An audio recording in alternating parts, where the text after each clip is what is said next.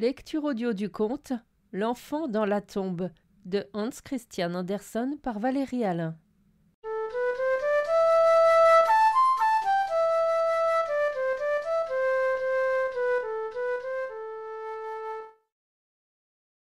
La maison était en deuil. Le deuil était dans les cœurs. Le plus jeune enfant, un gamin de 4 ans, fils unique, joie des parents, espoir de l'avenir, était mort. Il y avait bien 2 filles aînées. La plus grande devait justement faire sa confirmation cette année-là. Toutes 2 étaient de bonnes et aimables filles, mais l'enfant que l'on perd est toujours le plus cher, et celui-là était un fils, et le plus jeune. C'était une dure épreuve. Les sœurs se désolaient comme se désolent les jeunes cœurs, émus surtout de la douleur des parents. Le père était abattu, mais la mère écrasée par son grand deuil. Nuit et jour, elle avait été auprès de l'enfant malade, l'avait soigné, l'avait prise et porté. Elle avait senti qu'il était une partie d'elle-même. Elle ne pouvait imaginer qu'il était mort, qu'on allait le mettre dans le cercueil et l'enfouir dans la tombe.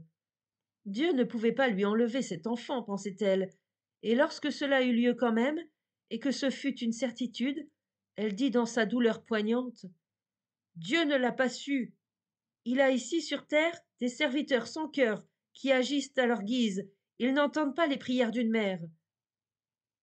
Dans sa douleur, elle oublia notre Seigneur, et alors lui vinrent de sombres pensées, des pensées de mort, l'idée de la mort éternelle. L'homme devient terre dans la terre, et tout est fini. Avec une pareille idée, elle n'avait rien où se raccrocher, et sombrait dans le néant sans fond du désespoir. Aux heures les plus dures, elle ne pouvait plus pleurer. Elle ne pensait pas à ses filles.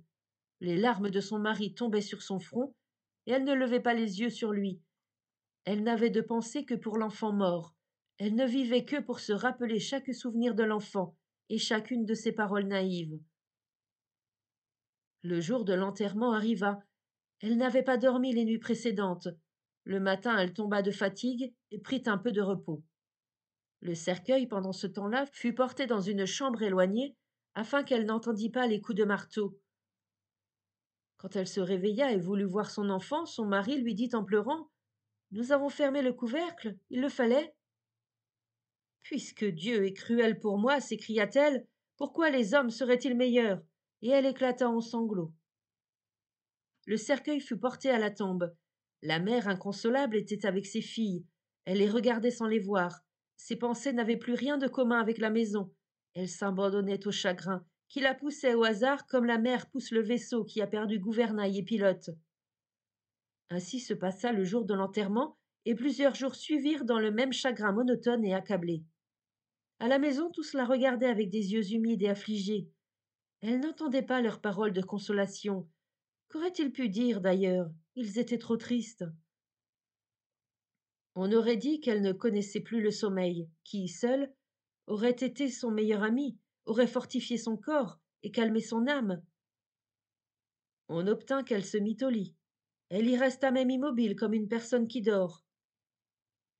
Une nuit, son mari écoutait sa respiration et crut qu'assurément elle avait trouvé repos et soulagement. Aussi il joignit les mains, pria, et s'endormit profondément sans s'apercevoir qu'elle se levait, s'habillait vivement, et sortait sans bruit de la maison pour se rendre à l'endroit où, jour et nuit, se dirigeaient ses pensées, à la tombe qui contenait son enfant. Elle traversa le jardin, sortit dans le champ, où le sentier conduisait hors de la ville au cimetière. Personne ne la vit, elle ne vit personne. C'était une belle nuit étoilée. L'air était encore tiède, on était au commencement de septembre. Elle entra au cimetière, gagna la petite tombe, qui était comme un gros bouquet de fleurs odorantes. Elle s'assit, inclina la tête vers la tombe, comme si, à travers l'épaisse couche de terre, elle pouvait voir le petit garçon dont elle se rappelait si nettement le sourire. La douce expression de ses yeux, même sur son lit de malade, était inoubliable. Oh, combien son regard était parlant lorsqu'elle se penchait sur lui et prenait sa petite main qu'il n'avait pas lui-même la force de lever. De même qu'elle avait été assise près de son lit, elle était maintenant assise près de sa tombe. Mais ici ses larmes se donnèrent libre cours et coulèrent sur la tombe. Tu veux descendre vers ton enfant? Dit une voix toute proche, qui se fit entendre claire et profonde, et résonna dans son cœur. Elle leva les yeux et vit un homme enveloppé dans un grand manteau de deuil, la tête couverte d'un capuchon. Elle regarda par en dessous son visage, qui était sévère et pourtant inspirait confiance, avec des yeux brillants comme si l'homme était en pleine jeunesse.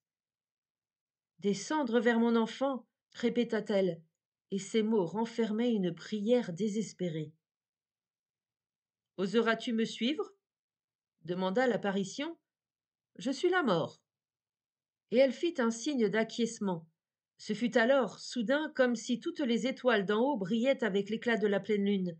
Elle vit la splendeur diaprée des fleurs de la tombe. La couche de terre s'écarta doucement, comme un vêtement flottant. La mer s'enfonça, et l'apparition étendit sur elle son manteau noir. Ce fut la nuit de la mort. Elle s'enfonça plus bas que n'atteint la pelle du fossoyeur. Le cimetière s'étendait comme un toit au-dessus de sa tête. Le pan du manteau s'écarta. Elle était dans une salle vaste et agréable. Un crépuscule l'éclairait, mais devant elle, tout un coup, pressé contre son cœur, elle tint son enfant. Il lui souriait. Il était plus beau qu'il n'avait jamais été. Elle poussa un cri, qui toutefois ne fut pas perceptible, car tout près d'elle, puis à grande distance, et de nouveau plus près, résonna une délicieuse musique.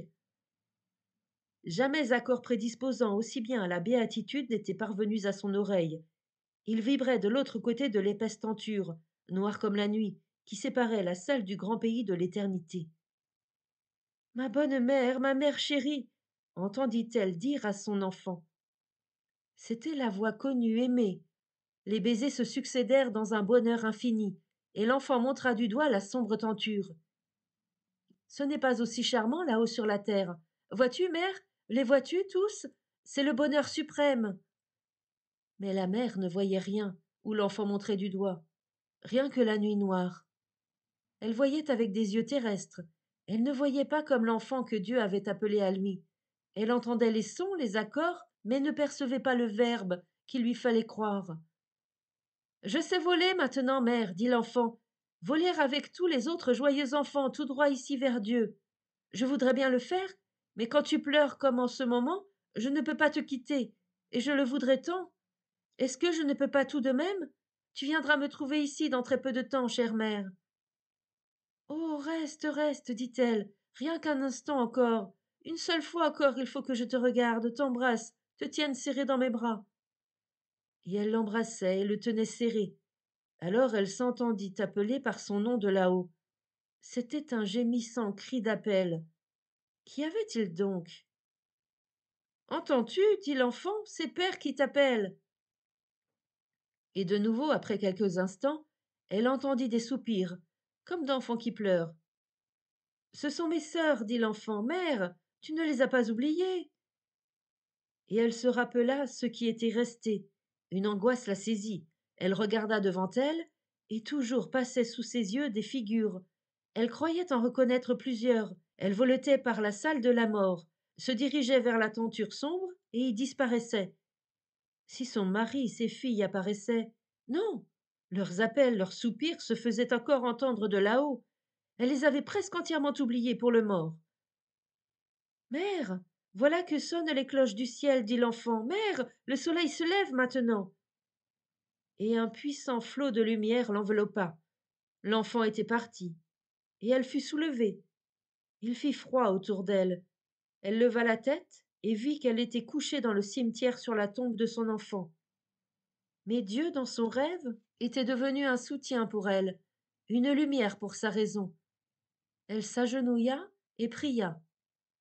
Pardonne-moi, Seigneur mon Dieu, d'avoir voulu retenir une âme immortelle dans son vol, et d'avoir pu oublier mes devoirs envers les vivants que tu m'as donnés. Et par ces mots son cœur parut soulagé. Le soleil s'épanouissait. Le petit oiseau chanta au-dessus de sa tête, et les cloches des églises sonnèrent pour l'Angélus. Une solennité religieuse se répandit partout, telle qu'en son cœur. Elle connut son Dieu. Elle comprit ses devoirs, et se hâta de rentrer chez elle. Elle se pencha sur son mari, son chaud baiser le réveilla, et ils causèrent avec une intimité cordiale. Elle fut douce et forte comme peut l'être l'épouse. Ce fut d'elle que vint la source de consolation. La volonté de Dieu est toujours la meilleure. Et le mari lui demanda: «D'où t'est venue soudain cette force, cette fermeté qui réconforte?» Elle l'embrassa et embrassa ses filles. «Je l'ai reçue de Dieu par l'enfant au tombeau.»